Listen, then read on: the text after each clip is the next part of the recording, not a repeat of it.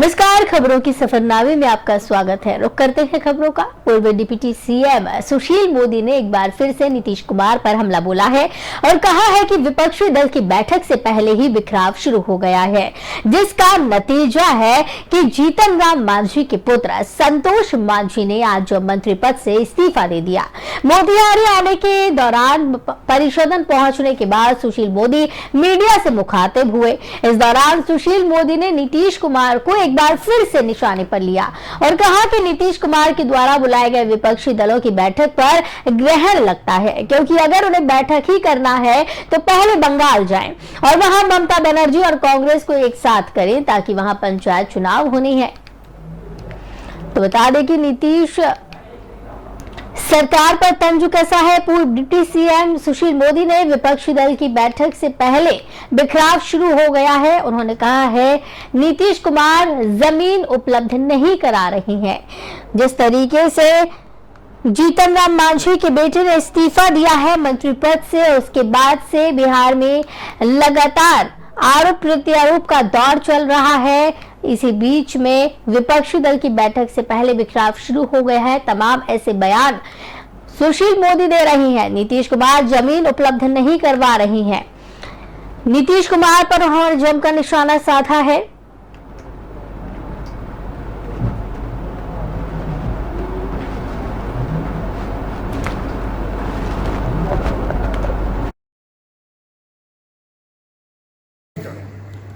उनकी जिद के कारण और इन दोनों की लड़ाई में ये एम्स जो है ये भेंट चढ़ गया। 750 बेड का यह हॉस्पिटल बनना था। तो उत्तर बिहार के लोगों को जाने की जरूरत नहीं पड़ती दिल्ली या पटना। यहाँ के भी लोग 2.5 घंटे में पहुँच जाते। यहाँ के लोगों के लिए 2 एम्स हो जाता, एक दरभंगा एक पटना। 750 बेड का अस्पताल बनता, 100 सीट का एक मेडिकल कॉलेज भी वहाँ खुलता। अगर अस्पताल नहीं होता, एक मेडिकल कॉलेज भी खुलता, एक नर्सिंग कॉलेज खुलता, 15 से 20 सुपर स्पेशलिटी अस्पताल होते हैं। अरे जो होता है एम्स के अंदर 2500 मरीज प्रतिदिन वहाँ पर ओपीडी में जाकर अपना इलाज करा सकते थे। तो आज 5 साल से ज़्यादा हो गया और नीतीश कुमार के अहंकार की भेंट चढ़ गया। इनकी आपसी लड़ाई के कारण वो यह योजना अब तो जब तक बिहार में सरकार नहीं बनेगी तब तक। हरियाणा में सूरजमुखी पर एमएसपी और किसानों की रिहाई की मांग को लेकर कुरुक्षेत्र में जम्मू दिल्ली नेशनल हाईवे जाम कर बैठे किसानों की मांगे सरकार ने मान ली हैं। सरकार ने कहा कि सूरजमुखी की खरीद 5000 प्रति क्विंटल के हिसाब से की जाएगी। 1400 रुपए प्रति क्विंटल सरकार भावांतर योजना के तहत देगी। इसके अलावा गुरुराम चढ़ूनी समेत 9 किसान नेताओं को कल रिहा कर दिया जाएगा। इसके बाद किसानों ने कुरुक्षेत्र में हाईवे पर जश्न मनाते हुए खीर का लंगर लगाया। इसके बाद हाईवे से जाम हटाया जा रहा है।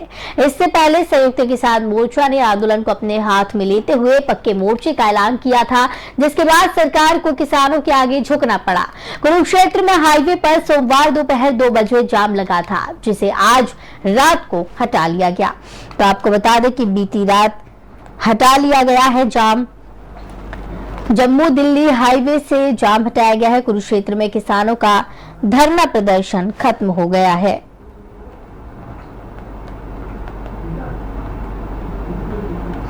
तो आपको बताते चले कि किसान जिस तरीके से प्रदर्शन कर रहे थे वो प्रदर्शन खत्म हो गया है और साथ ही साथ धरना जो दिया जा रहा था वो भी खत्म हो गया है। जम्मू दिल्ली हाईवे से जाम हटा दिया गया है। सूरजमुखी के बीच के लिए एमएसपी की मांग को लेकर दिल्ली चंडीगढ़ हाईवे को जाम करके धरने पर बैठे किसानों की बात सरकार ने मान ली है। ये किसान बीते कुछ दिनों से सूरजमुखी के बीज के उचित कीमत के लिए धरना प्रदर्शन पर बैठे थे। इस मौके पर कुरुक्षेत्र के डिप्टी कमिश्नर ने कहा है कि सरकार ने पहले सूरजमुखी के बीज की कीमत 4800 रुपए प्रति क्विंटल तय की थी, फिर उसे बढ़ाकर 4900 रुपए कर दी गई, लेकिन अब इसे बढ़ाकर 5000 रुपए प्रति क्विंटल कर दिया गया। यानी अब सूरजमुखी के बीजों को 5000 रुपए प्रति क्विंटल की रेट पर खरीदा जाएगा। सूरजमुखी की खरीदारी भावांतर भरपाई योजना के खरीद मूल्य या प्रतिपूरक राशि बढ़ाकर किसानों को उचित मूल्य दिए जाएंगे। किसान नेता राकेश टिकैत ने मीडिया से कहा, आंदोलन समाप्त हुआ है, आज रास्ते खोल दिए जाएंगे। हम इसलिए विरोध कर रहे थे कि हमारी फसल एमएसपी पर खरीदी जाए। हम आगे भी एमएसपी पर लड़ाई पूरे देश में करेंगे। भारत सरकार को एमएसपी की जो दर है वो देनी होगी।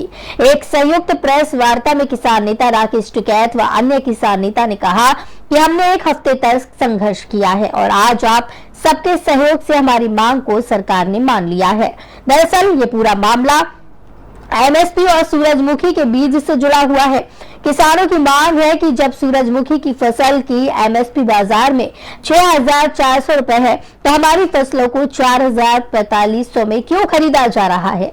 किसानों का कहना था कि हम लोग 4,000 से 4,500 रुपए में सूरजमुखी की फसल को बेचने के लिए मजबूर हो रहे हैं। इससे पहले भी हरियाणा के किसान इन्हीं सब मुद्दों को लेकर राज्य के कुरुक्षेत्र के शाहबाद में प्रदर्शन कर रहे थे। प्रदर्शन के दौरान किसान वहीं पर सड़क जाम कर बैठ गए। इसके बाद पुलिस ने कार्रवाई करते हुए प्रदर्शन कर किसानों को खदेड़ना शुरू किया। जमकर लाठी डंडे चले। इस दौरान पुलिस कर्मियों ने कुछ किसानों को हिरासत में भी लिया। हाल ही में किसानों ने अपनी मांग के लिए गन्नौर के शाहपुर रोड और गोहाना में पानीपत रोहतक रोड को भेसवान गांव के पास सड़क जाम कर दिया। ये सभी किसान अपने नेता और भारतीय किसान यूनियन चढ़ूनी के अध्यक्ष गुरनाम सिंह चढ़ूनी की रिहाई की मांग भी कर रहे थे, जिन्हें लाठीचार्ज के दौरान पुलिस ने गिरफ्तार कर लिया। फिलहाल पुलिस स्थिति को नियंत्रण करने में लगी है। न्यूनतम समर्थन मूल्य की मांग को लेकर महापंचायत आयोजित करने के लिए यहाँ इकट्ठे हुए किसानों ने कुरुक्षेत्र में सड़क जाम कर दी। सूरजमुखी के बीज के लिए न्यूनतम समर्थन मूल्य यानी कि एमएसपी की मांग पर राज्य सरकार की सहमति के फैसले के बाद किसानों ने जश्न मनाया। इस जश्न के दौरान पटाखे भी फोड़े गए।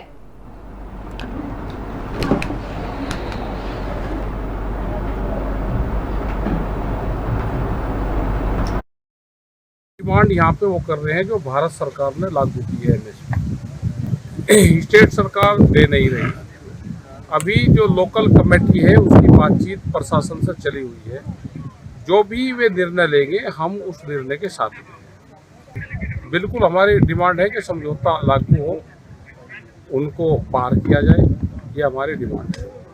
आगे क्या रणनीति रहेगी? अभी जो कमेटी आएगी तो उसके बाद में हम बात करेंगे। कमेटी की इस टाइम पे मीटिंग चली हुई है प्रशासन के साथ। एमएसपी के बारे में क्या कहना चाहिए?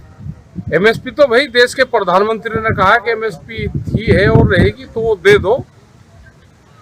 उस पर जब तक एमएसपी गारंटी कानून नहीं बनेगा तो उसका ऑनलाइन गेमिंग ऐप के जाल में फंसा के 15 से 17 साल के किशोरों का धर्मांतरण कराने के मामले में ठाणे से एक ट्रांजिट रिमांड पर लाए गए मुख्य आरोपी शहनवाज मकसूद उर्फ बद्दो के तार पाकिस्तान से जुड़े होने के साक्ष्य पुलिस को मिले हैं। सिर्फ 12वीं पास होकर भी कंप्यूटर में निपुण बने 25 साल के बद्दो के मोबाइल फोन में पुलिस को पाकिस्तान के 30 नंबर मिले। कॉल डिटेल रिकॉर्ड से पता चला है कि नंबरों पर उसकी लगभग रोज ही बात होती थी। उसके कंप्यूटर से पाकिस्तान से जुड़ी 6 ईमेल आईडी और एक संदिग्ध परिचय पत्र मिला। हालांकि इनसे जुड़े सवाल पूछे जाने पर शातिराना अंदाज में उसने रटा रटाया यही जवाब दिया, मुझे कुछ पता नहीं, धर्मांतरण से मेरा कोई ताल्लुक नहीं। 30 मई को कविनगर थाने में केस दर्ज होने के बाद और 12 जून को ठाणे के अलीबाग से गिरफ्तारी होने के बीच उसने अपने मोबाइल फोन और कंप्यूटर से लगभग सारा डेटा डिलीट कर दिया। हालांकि साइबर सेल ने काफी डाटा रिकवर कर लिया। बाकी को रिकवर करने के लिए उसके मोबाइल और कंप्यूटर को फॉरेंसिक साइंस लैब यानी कि एफएसएल भेजा गया है। तो बता दें कि धर्मांतरण मामले में नया खुलासा हुआ है। बद्दो के मोबाइल में 30 पाकिस्तानी नंबर मिले हैं। साथ ही उसका ये भी कहना है कि मुझे इस बारे में कुछ भी नहीं पता।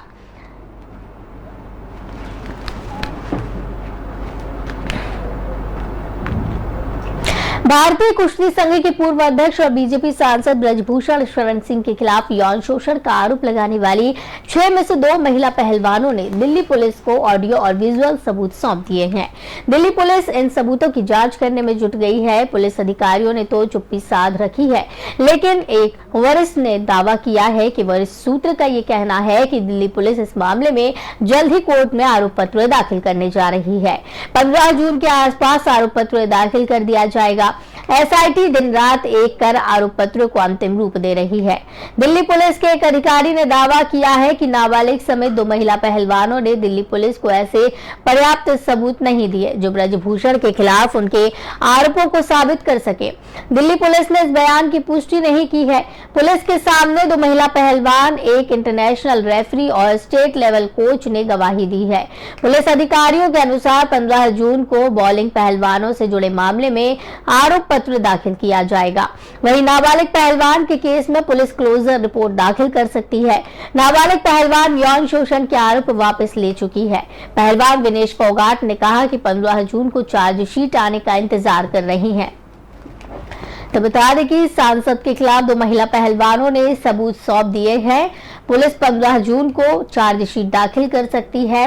सरकार को भी 15 तारीख का ही अल्टीमेटम दिया गया था। 2 महिला पहलवानों ने ऑडियो और विजुअल सबूत सौंपे हैं।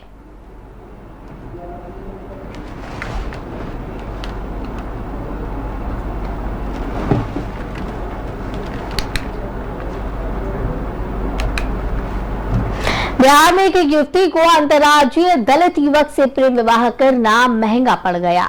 बहन द्वारा प्रेम विवाह किए जाने से नाराज भाई ने अपनी बहन का ही सुहाग उजाड़ दिया और बहनों की ताबड़तोड़ गोलियां मारकर हत्या कर दी। हत्या की यह घटना बिहार के 2 जिलों से जुड़ी है, लेकिन वारदात को पटना जिले के मसौढ़ी इलाके में अंजाम दिया गया। सुनियोजित योजना के तहत आरोपी मसौढ़ी के पास मेहदीपुर पहुंचा और बहनोई पर गोली चला दी। इतना ही नहीं, बहन के ससुरालियों के साथ भी आरोपी द्वारा गाली गलौज की गई। गोलीबारी की आवाज सुनकर जब तक आसपास के लोग कुछ समझ पाते, तब तक आरोपी वहां से फरार हो चुका था। गोलीबारी में घायल हुए शख्स अरुण कुमार को सदर अस्पताल जहानाबाद ले जाया गया, जहां डॉक्टरों ने देखने के बाद उसे मृत घोषित कर दिया। जानकारी के मुताबिक काको थाना इलाके के लालसे बिगहा निवासी अरुण कुमार और भोजपुर जिले के कृष्णागढ़ थाना क्षेत्र के सरैया बाजार की रहने वाली कविता कुमारी ने कुछ दिन पहले प्रेम विवाह कर लिया था। इसी बात को लेकर उसका भाई नाराज चल रहा था, जिसके बाद उसने अपने हाथ से बहनोई को मार डाला। तो बता दें कि दलित युवक से बहन ने शादी रचाई, उसके बाद उसे ये शादी रचाना काफी महंगा पड़ गया। भाई ने बहन का सुहाग उजाड़ दिया।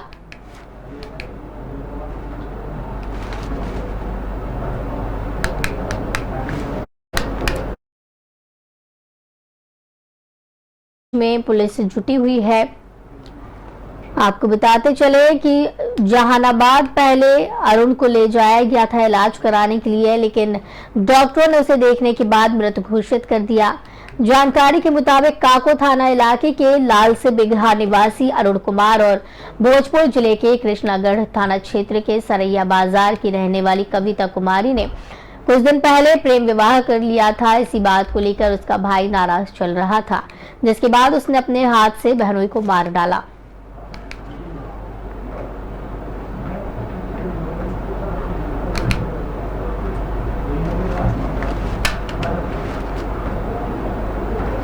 चास नगर निगम क्षेत्र में रहने वाले लोग पेयजल, नाली, साफ सफाई सहित अन्य सुविधाओं के लिए परेशान हैं। इसी को लेकर आज चास नगर निगम की वार्ड 17 में रहने वाली महिला सहित अन्य लोगों ने चास नगर निगम कार्यालय पहुंचकर प्रदर्शन करते हुए अधिकारियों को अपनी समस्या से अवगत कराने का काम किया।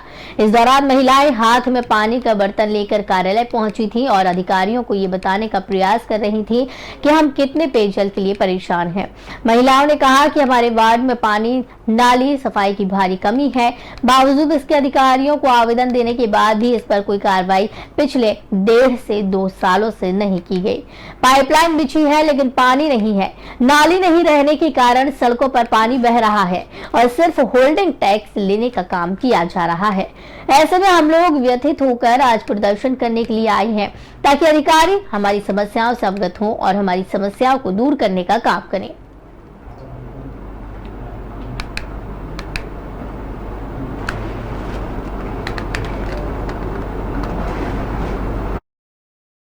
आनंद कुमार हुआ, वार्ड नंबर 17 के में रहने वाला हूँ। क्या मामला लेकर आए? मामला है ये पानी का।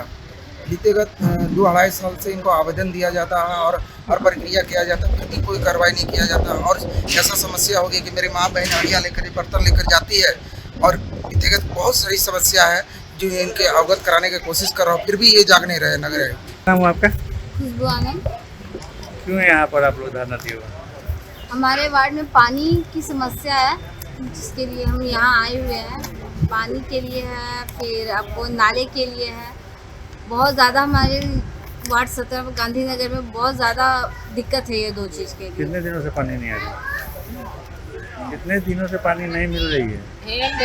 बहुत टाइम हो गया सर, लगभग 2-2.5 साल से हम लोग दिए हुए हैं एप्लीकेशन।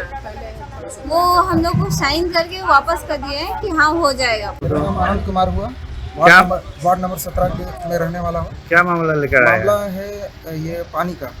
बीतेगत 2-2.5 राजधानी दिल्ली के अमन विहार थाने इलाके से एक दिल दहलाने वाला मामला सामने आया है, जहां एक मामूली से झगड़े ने हिंसक रूप ले लिया। आलम यह हो गया कि इस झगड़े में बड़ी संख्या में एक विशेष समुदाय द्वारा उग्र रूप देखने को मिला। मिली जानकारी के अनुसार यहां पूरा मामला सोमवार रात का बताया जा रहा है। वहीं दूसरी ओर सोशल मीडिया पर एक हिंसक झगड़े का वीडियो बड़ी तेजी से वायरल हो रहा है।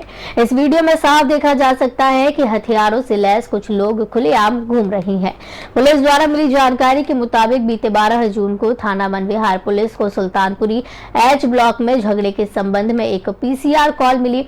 तुरंत पुलिस मौके पर पहुंची और पूछताछ करने पर पता चला कि अंसारी रात करीब 9 बजे अपने घर के सामने मौजूद था, जहां उसके पड़ोसी निखिल, निक्कू, जुबेर, हर्ष, गुलगुल वहां आए जो शराब के नशे में थे और उससे बहस करने लगे। तो साहिल ने जुबेर को वहां से जाने के लिए कहा, जिस पर साहिल हाथापाई करने लगा, जिससे दोनों समूहों के बीच झगड़ा हो गया। बताया जा रहा है कि इस झगड़े के बाद एक विशेष समुदाय द्वारा बड़ी संख्या में हथियारों से लैस एकजुट हो गए और जमकर हंगामा काटा।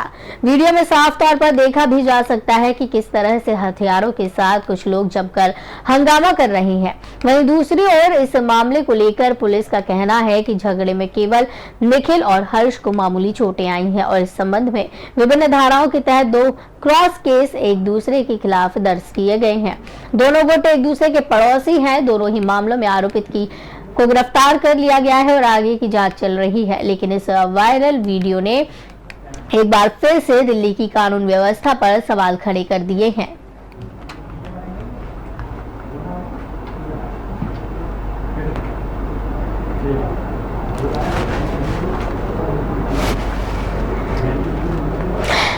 तो इस बुलेटिन में फिलहाल इतना ही। मुझे दीजिए इजाजत। नमस्कार।